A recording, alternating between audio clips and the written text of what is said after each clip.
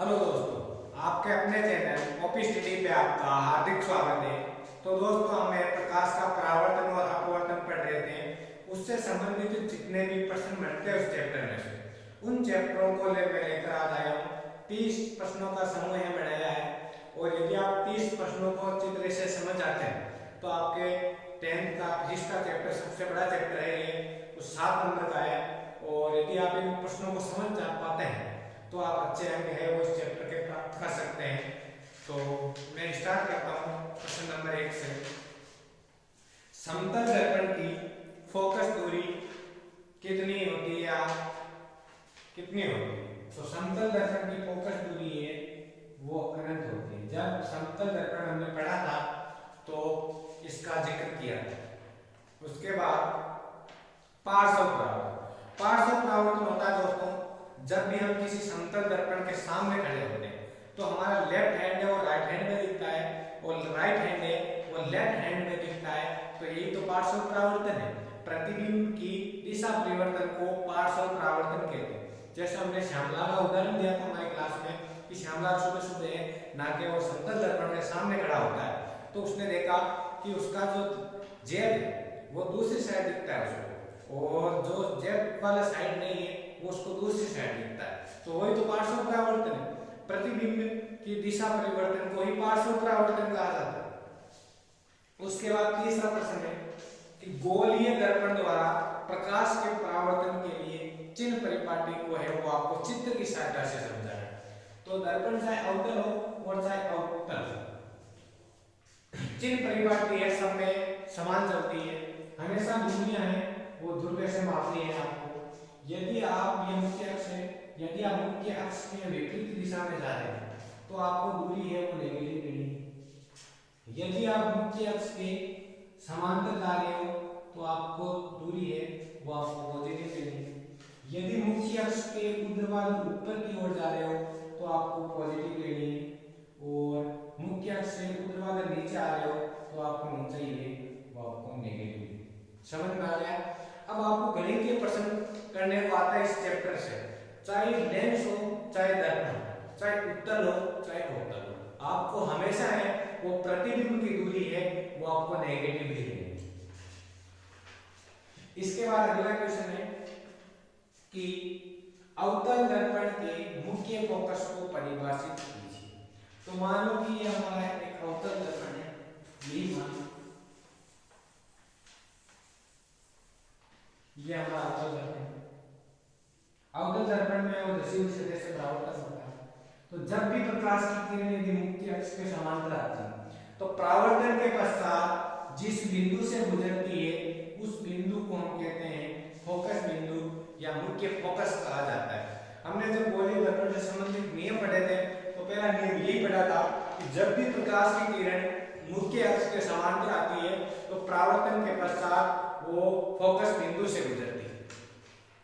उसके बाद अगला क्वेश्चन है आपके उत्तल दर्पण के उपयोग। उत्तल दर्पण का उपयोग है तो वाहनों के साइड में कांच लगा होता है, उसमें इसका उपयोग होता है क्योंकि इससे जो भी प्रतिबिंब बनता है वो हमेशा आभासी और सीधा बनता है, और इसका दृष्टि क्षेत्र है वो ज्यादा होता है। इस कारण से इसका प्रयोग है वो वाहनों के साइड कांच में या साइड मिरर में भी इसका उपयोग किया जाता है। उसके बाद है गोलीय दर्पण को परिभाषित कीजिए। तो जब भी प्रकाश का परावर्तन यदि किसी गोलीय सतह से होता है तो वो सतह वो दर्पण है वो हमारा गोलीय दर्पण कहलाता है। जैसे मैंने कांच का गोला है, कांच के गोले से करता है यदि मैंने इस भाग को काट दिया ये, तो इसका परावर्तक पृष्ठ है वो गोलीय। वह दर्पण जिसका परावर्तक पृष्ठ गोलीय हो उसे गोलीय दर्पण कहा जाता है। उसके बाद वास्तविक व आभासी प्रतिबिंब में अंतर बताइए। तो वास्तविक प्रतिबिंब है उसको हमें पर्दे पर प्राप्त कर सकते हैं, जबकि आभासी प्रतिबिंब को है वो पर्दे पर प्राप्त नहीं किया जा सकता। और जो हमारा वास्तविक प्रतिबिंब है वो हमेशा है वो उल्टा प्रतिबिंब बनाता है, जबकि आभासी प्रतिबिंब है वो हमेशा सीधा प्रतिबिंब बनाता है। उसके बाद आता है हमारा दर्पण सूत्र। तो दर्पण सूत्र होता है 1/a बराबर 1/v प्लस 1/e।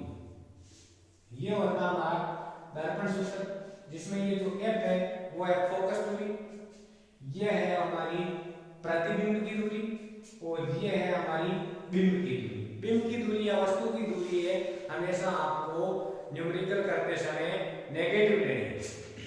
उसके बाद अगला क्वेश्चन है दर्पण का आवर्धन सूत्र। तो दर्पण का आवर्धन सूत्र क्या होता है कि प्रतिबिंब की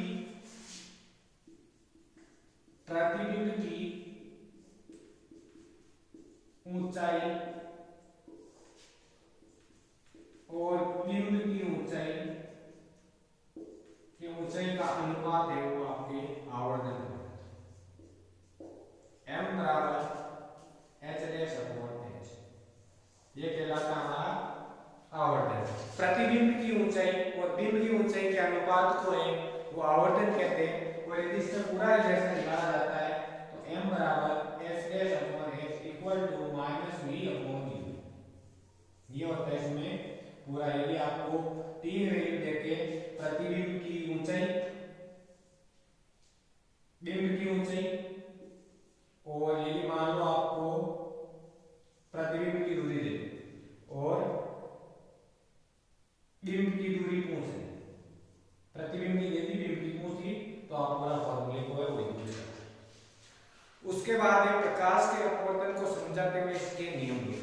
तो प्रकाश का परावर्तन अपवर्तन है दोस्तों हमने अच्छी तरीके से वो पिछले वीडियो में पढ़ा था कि जब भी प्रकाश की किरणें किसी एक माध्यम से दूसरे माध्यम में यदि प्रवेश करती है तो वे अपने पथ से वो विचलित हो जाती है।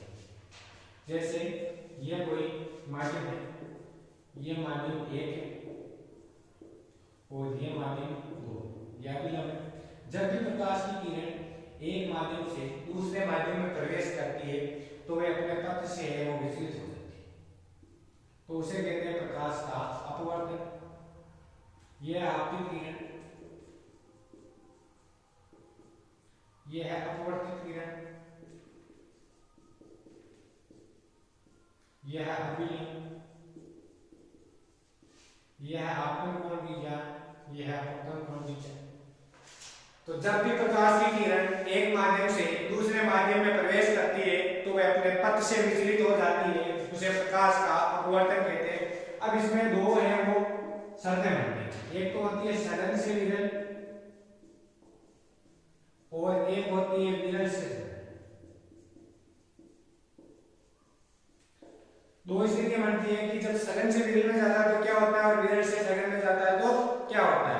जब भी प्रकाश की किरण सघन माध्यम से विरल माध्यम में जाती है तो वे हमेशा है अभिलंब से दूर रहेंगे, और जब भी प्रकाश की किरण सघन माध्यम से विरल माध्यम में जाती है तो अभिलंब से दूर हटेगी, और जब प्रकाश की किरण विरल माध्यम से सघन माध्यम में जाती है तो वे अभिलंब की ओर झुकेगी। अब पढ़ते हैं इसके नियम। पहला नियम है कि आपतित किरण, अपवर्तित किरण, अभिलंब तीनों एक ही तल के एक ही बिंदु पर स्थित होते हैं। दूसरा नियम बन जाएगा हमारा आपतन कोण की ज्ञान sin i और अपवर्तन कोण की ज्ञान sin r का अनुपात है वो नियत होता है। नियतांक हटाएंगे तो sin i upon sin r बराबर म्यू। जो ये हमें समीकरण प्राप्त हुआ है इसे सनेल का नियम कहा जाता है, सनेल का नियम। समझ में आ गया दोनों नियम। जब भी प्रकाश का अपवर्तन होता है तो प्रकाश के अपवर्तन में एक भौतिक राशि होती है आवृत्ति जो चेंज नहीं होती है, और वेग, तरंग दैर्ध्य और तीव्रता ये भौतिक राशियां हैं वो चेंज होती है। उसके बाद अगला क्वेश्चन देखो। अगला क्वेश्चन है एक अवतल दर्पण के दूरबे से 15 सेंटीमीटर दूरी पर बिंब रखा है। u का मान कितना दे दिया हमें 15 सेंटीमीटर, और मैंने क्या था चाहे लेंस हो चाहे दर्पण हो आपको हमेशा है प्रतिबिंब की दूरी है वो आपको नेगेटिव है।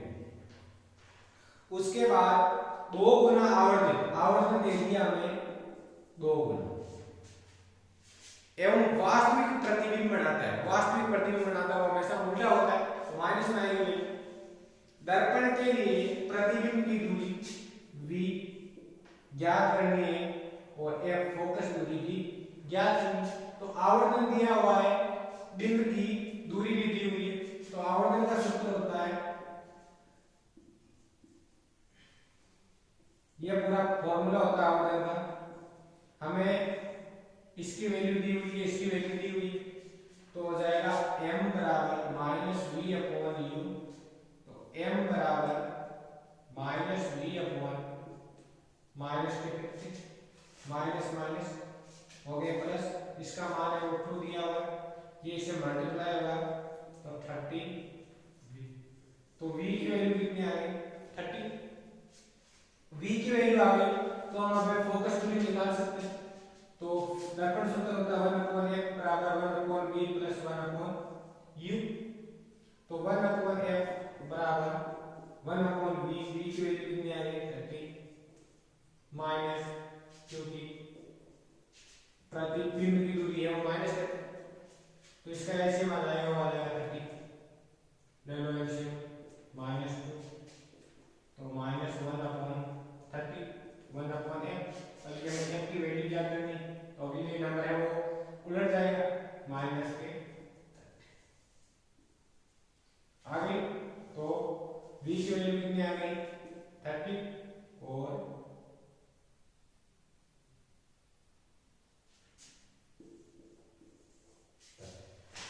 आगे अगला क्वेश्चन देखो, उपयुक्त चित्र बनाकर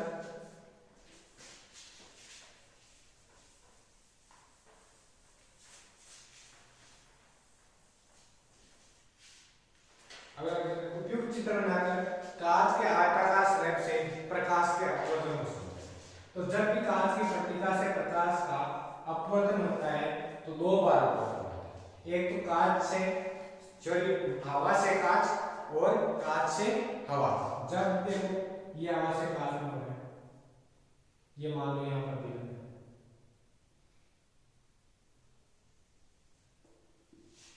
ये वापिस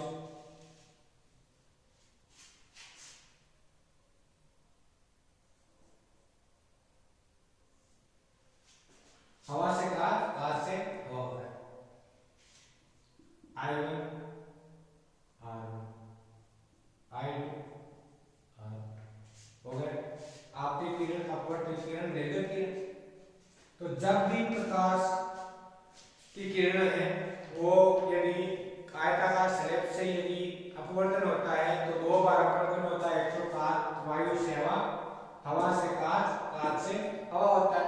जब भी अपवर्तन होता है तो I1 कोण का मान है वो R2 के बराबर होता है, मतलब इसकी वैल्यू है वो इसकी वैल्यू से बराबर, दोनों इक्वल होते हैं। समझ में आ गया ना। अगला क्वेश्चन है, प्रकाश रिक्त स्थान में गमन करता, इसमें करता है, रिक्त स्थान का क्वेश्चन आ सकता है। तो प्रकाश है वो सीधी या सरल रेखा में गमन करता है। उसके बाद है ऊर्जा का सबसे बड़ा प्राकृतिक स्रोत क्या है, ऊर्जा का सबसे बड़ा प्राकृतिक स्रोत सूर्य होता है। उसके बाद है प्रकाश किरण, वे प्रकाश पुंज से आप क्या समझते हैं, तो प्रकाश के पथ को ही प्रकाश किरण कहते हैं। ये प्रकाश के संचरण की दिशा बता रही है। और यदि प्रकाश किरणों का यदि समूह आ रहा है तो वो हो जाएगा प्रकाश पुंज, ये संचरण की दिशा, प्रकाश संचरण की दिशा। दोनों समझ में आएगा। प्रकाश के पथ को ही प्रकाश किरण कहते हैं, प्रकाश किरणों के समूह को प्रकाश पुंज कहा जाता है। उसके बाद है प्रकाश की विवर्तन से आप क्या समझते हैं, तो प्रकाश की किरणों का अपारदर्शी सतह से मुड़ना ही प्रकाश का विवर्तन कहलाता है। अच्छी तरीके से हमने वीडियो में पढ़ा था। उसके बाद है प्रकाश के परावर्तन को समझाते हुए इसके नियम लिखिए। तो प्रकाश का परावर्तन क्या होता है, यह मान लो कोई एक सतह है और इसकी एक पारदर्शी सतह पदार्थ की पुताई कर देते हैं, और जब भी प्रकाश की किरण किसी माध्यम या किसी सतह से समांगी सतह से टकराती है, टकराने के बाद उसी माध्यम में या उसी दिशा में लौट जाती है तो उसे प्रकाश का परावर्तन कहते हैं। ये अभिलंब, ये आपतित किरण, ये परावर्तित किरण, आपतित किरण और अभिलंब के मध्य जो कोण बनता है उसे आपतन कोण कहते हैं। अभिलंब और परावर्तित किरण के मध्य जो कोण बनता है उसे परावर्तन कोण कहते हैं।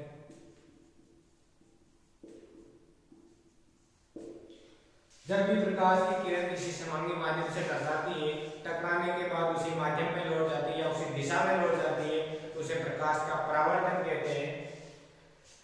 अब इसके नियम पढ़ते हैं। पहला नियम, आपतित किरण, परावर्तित किरण, अभिलंब तीनों एक ही तल के एक ही बिंदु पर स्थित होते हैं। दूसरा नियम हो जाएगा आपतन कोण का मान और परावर्तन कोण का मान है वो बराबर होता है, मतलब जितना कोण इसका होगा उतना कोण ही इसका रहेगा। उसके बाद अगला क्वेश्चन है कि फोकस बिंदु किसे कहते हैं। तो फोकस बिंदु, ये कोई मान लो दर्पण है, जब ही प्रकाश की किरण मुख्य अक्ष के समांतर आती है तो परावर्तन के पश्चात जिस बिंदु से गुजरती है या गुजरती हुई प्रतीत होती है उस बिंदु को फोकस बिंदु या मुख्य फोकस कहा जाता है। उसके बाद अवतल दर्पण के उपयोग बताएं। तो अवतल दर्पण का उपयोग है वो वाहनों की हेडलाइट में किया जाता है या फिर दंत चिकित्सालय में दांतों को बड़ा देखने के लिए किया जाता है। सौर भट्टियों में प्रकाश की किरणों को एक निश्चित बिंदु पर नियंत्रित करने के लिए किया जाता है। उसके बाद अगला एफ व आर में संबंध क्या होता है। एफ व आर में संबंध, फोकस दूरी और वक्रता त्रिज्या में क्या संबंध होता है। तो संबंध होता है कि आर बराबर होता है 2।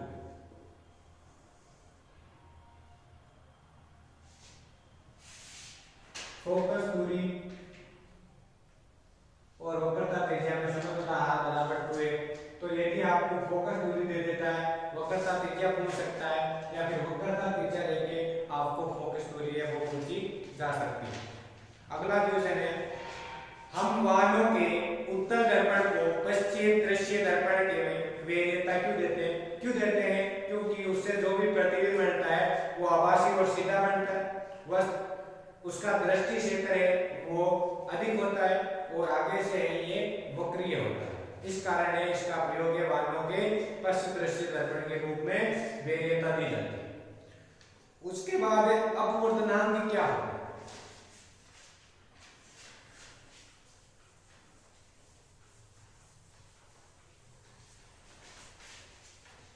अपवर्तनांक देखो दोस्तों, अपवर्तनांक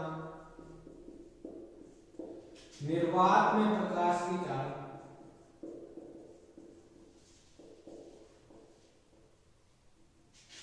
बटा माध्यम में प्रकाश की चाल का अनुपात है वो अपवर्तनांक कहलाता है। निर्वात में प्रकाश की चाल और माध्यम में प्रकाश की चाल के अनुपात को अपवर्तनांक कहते हैं। n बराबर c/v, ये होता है इसका फॉर्मूला और ये है वो मात्रकहीन होता है, इसका कोई मात्रक नहीं होता है क्योंकि इसका भी मीटर पर सेकंड होता है, दोनों एक दूसरे से वो कट जाते हैं, इस कारण ये इसका मात्रक नहीं होता। निर्वात में प्रकाश की चाल क्या होती है। वायु या निर्वात में प्रकाश की चाल है वो 3 × 10⁸ मीटर पर सेकंड होती है। उसके बाद किसी माध्यम में प्रकाश की चाल 2 × 10⁸ मीटर पर सेकंड है तो वायु के सापेक्ष अपवर्तनांक क्या है। तो हमें पता है निर्वात में है वो होती है 3 × 10⁸ और माध्यम में दी हुई है हमें 2 × 10⁸, तो ये कैंसिल हो गए, इसको इससे डिवाइड कर दो 1.5, ये हो गई इसमें वायु में प्रकाश की वायु के सापेक्ष। उसके बाद गोलीय लेंस के लिए फोकस दूरी f, प्रतिबिंब की दूरी v, बिंब की दूरी u में क्या संबंध है। तो वही आपको लेंस से सूत्र दिया 1/1 बराबर 1/v - 1/v, ये होता है आपके लेंस सूत्र। उसके बाद अगला क्वेश्चन है कि वायु के सापेक्ष कांच का अपवर्तनांक n का मान दिया हुआ है 3/2 और वायु में प्रकाश की चाल c डी में 3 × 10⁸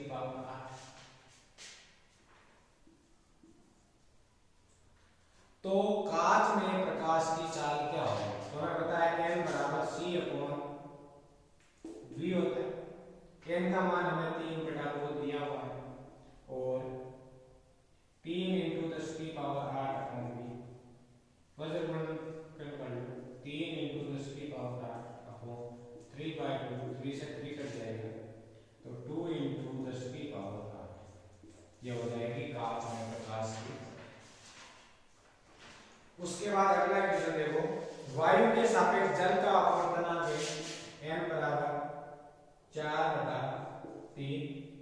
यदि वायु में प्रकाश की चाल c है वो है 3 × 10⁸ मीटर/सेकंड ये दी हुई है तो आपको है वो जल में प्रकाश की चाल याद करनी है तो वही फॉर्मूला लगेगा c/v। ये हमें दी हुई है, ये दिया जैसे ये क्वेश्चन किया था सेम उसी तरह से ये क्वेश्चन करना। अगला क्वेश्चन है प्रकाशीय केंद्र से आप क्या समझते हैं?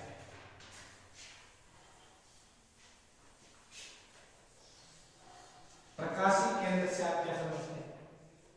चाहे उत्तल लेंस हो चाहे अवतल लेंस हो, उस पे मुख्य अक्ष पर उपस्थित वे बिंदु, लेंस चाहे अवतल हो चाहे उत्तल हो, जो उस पे मुख्य अक्ष होती है उस पर स्थित वह बिंदु जहां पे प्रकाश की किरण यदि आपतित होती है तो अपवर्तन के पश्चात है वो सीधी निकल जाती है, उसे प्रकाशीय बिंदु कहते हैं जहां से ये प्रकाश की किरण निकलती है।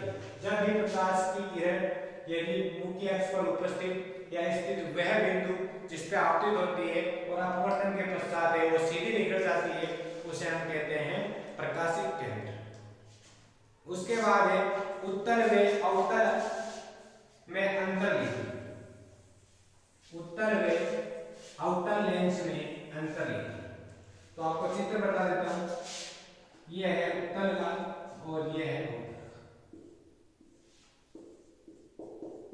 उत्तल अवतल, तो उत्तल को है वो अभिसारी लेंस भी कहते हैं और अवतल को है वो अपसारी लेंस भी कहते हैं। यह है वो प्रकाश की किरणों को किसी एक बिंदु पर है वो नियंत्रित करता है, जबकि यह प्रकाश की किरणों को है वो विकिरणता है। इससे जो भी प्रतिबिंब बनता है वो वास्तविक उल्टा बनता है। एक लास्ट स्थिति बनती है इसकी 6 में से जो आभासी और सीधे बनती है। उसके बाद अवतल दर्पण से जो भी प्रतिबिंब बनेगा वो आभासी और सीधा बनेगा। उसके बाद है लेंस की क्षमता से आप क्या समझते हैं? तो लेंस की क्षमता होती है प्रकाश की जो किरणें होती है उसको अपसारित या अभिसारित करने की जो क्षमता होती है वो कहलाती है लेंस की क्षमता। लेंस की क्षमता का सूत्र होता है T बराबर 1/m, ये होता है वो मीटर में होता है। ये हो गया लेंस की क्षमता का सूत्र। प्रकाश की किरणों को अभिसारित या अपसारित करने की जो क्षमता होती है वो कहलाती है आपकी लेंस की क्षमता। उसके बाद आता है डायोप्टर किसे कहते हैं? तो एक डायोप्टर कहते हैं यदि किसी भी उत्तल लेंस की फोकस दूरी, इतनी उत्तल लेंस की फोकस दूरी 1 मीटर हो तो उस लेंस की क्षमता एक डायोप्टर होगी। उसके बाद क्वेश्चन आता है हमारा समतल दर्पण से जो प्रतिबिंब बनते हैं उसकी क्या विशेषता है? समतल दर्पण से जो प्रतिबिंब बनते हैं उसकी क्या विशेषता है? तो समतल दर्पण से जो भी प्रतिबिंब बनेगा वो हमेशा सीधा और आभासी होगा, वस्तु के बराबर बनेगा। मतलब कि मैं जैसे अभी किसी समतल दर्पण के सामने खड़ा हूं तो जितनी मेरी लंबाई होगी मेरा प्रतिबिंब भी उतनी ही लंबाई का बनेगा। मैं जितनी दर्पण से आगे खड़ा हूं उतना ही मेरा प्रतिबिंब दर्पण से पीछे की ओर बनेगा। ये इसकी हो गई विशेषता। तो समतल दर्पण से जो भी प्रतिबिंब बनता है उसको पर्दे पर प्राप्त नहीं किया जा सकता। उसके बाद सबसे ज्यादा प्रकाश की चाल कहां होती है? सबसे ज्यादा प्रकाश की चाल है वो निर्वात में होती है। उसके बाद प्रश्न है, अच्छा प्रश्न है कि किसी उत्तल लेंस का आधा भाग काले कागज से ढक दिया गया है, क्या ये लेंस किसी बिंब का पूरा प्रतिबिंब बनाएगा? यस, पूरा प्रतिबिंब तो बनाएगा लेकिन चमक उतनी नहीं होगी जितनी पहले थी। उसके बाद ये आपके इसमें कि प्रतिबिंब की स्थिति, प्रकृति और आकार बताना है। तो अवतल दर्पण में, अवतल दर्पण की हमने प्रश्न एक वीडियो बनाया था, उससे आप एवं 6 स्थितियां और 2 उत्तल दर्पण की बनती है, 8 स्थितियां बनती है पूरी, वो आप अच्छी तरीके से पढ़ लें। और उत्तल लेंस में देखो, उत्तल लेंस में पहली है जो इंपॉर्टेंट है वो मैं बता रहा हूं। पहली है जब वस्तु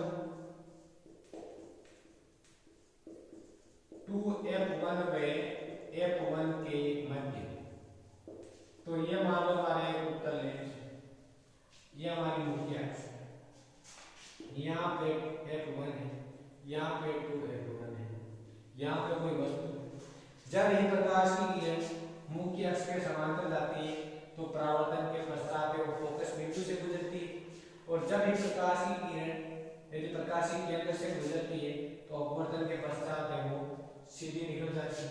तो इसका प्रतिबिंब है वो यहाँ पे f2 2f2 और यहाँ, तो इसकी स्थिति क्या हो जाएगी, स्थिति होगी 2f2 से परे, और इसकी प्रकृति होगी वो वास्तविक उल्टा, और इसका आकार है वो वस्तु से बड़ा। ये 3 पॉइंट आपको क्या है।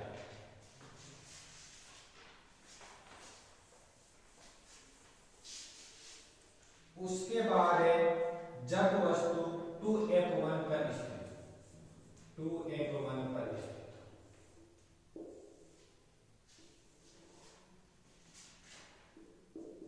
f1 2f1 यहाँ पर कोई वस्तु मुख्य अक्ष से समांतर आती है और परावर्तन के पश्चात है वो फोकस बिंदु से गुजरती है, और जो प्रकाशीय केंद्र से है वो सीधी निकलती है।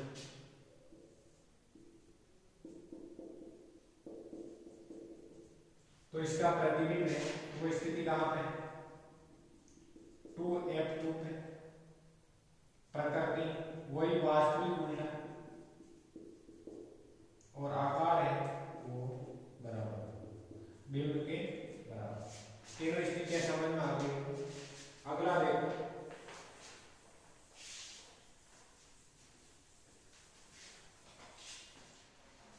जब वस्तु f1 पर स्थित, जब वस्तु f1 पर, तो ये हमारा है लेंस, ये मुख्य अक्ष, यहाँ पे f1, ये मुख्य अक्ष, जब भी प्रकाश की परावर्तन मुख्य अक्ष से समांतर आती है तो फोकस बिंदु से, और जो प्रकाश के केंद्र से निकलती है वो सीधी निकलती है। तो इसका प्रतिबिंब है वो स्थिति कहाँ है प्रतिबिंब की, अनंत में, अनंत में, प्रकृति वही वास्तविक उल्टा, और आकार बहुत बड़ा। ये आपको तीनों पॉइंट समझना होगा। अच्छी तरीके से है प्रयास किया है मैंने, जहाँ तक हो सके आपके नंबर इस चैप्टर से नहीं कटेंगे यदि आपको आसानी से ये पूरे प्रश्न समझ में आ जाते हैं। यदि आपको प्रश्न समझ में नहीं आता है तो बार बार आप इस वीडियो को जरूर देखें। यदि लाइक शेयर और सब्सक्राइब है वो जरूर करें।